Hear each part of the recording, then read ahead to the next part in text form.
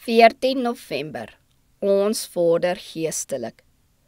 God beperk ons vooruitgang nie.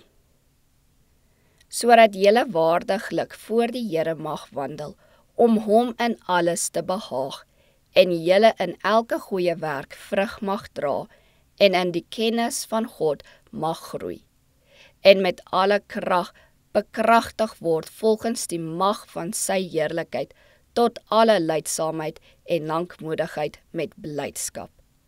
Kolossense 1 vers 10 en 11. God stel geen perke aan die vordering van diegene wat vervul is met die kennis van sy wil in alle wysheid en geestelike insig nie. Deur gebed, deur waaksaamheid, deur 'n beter begrip, word ons met alle krag bekragtig, volgens die mag van sy heerlikheid tot alle lydsaamheid en lankmoedigheid met blydskap. Gods plan vir ons is so breed, so ruim, so volledig, dat ons elke rede het om heelhartig met hom saam te werk om dit te volbring. Daar is geen rede vir ons om te aarzel nie. Ons moet daagliks nuwe voorraad uit die groot skatkamer van Gods woord haal.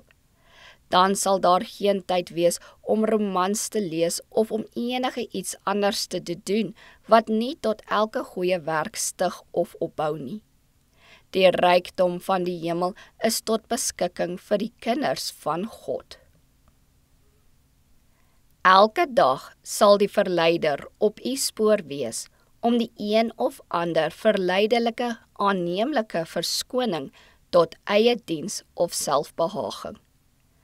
Hy wat sy hart geheel en al aan God gegee het, wat Jesus Christus deur geloof as sy persoonlike saligmaker aanneem, sal algaande op die gebied van geestelikheid, lewende godsvrug, doelgerigtheid, getroudheid en tot elke prys aan die beginsel van ons geloof opwas.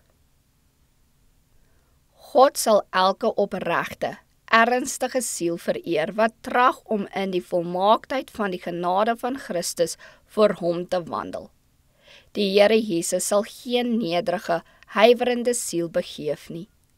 Kan ons met helder, geheiligde waarneming die krag van Gods beloftes waardeer en dit op ons persoonlike lewens toepas, nie omdat ons dit waardig is nie, maar omdat Christus dit verdien? Nie omdat ons regverdig is nie, maar deur lewende geloof maak ons aanspraak op die geregtigheid van Christus namens ons?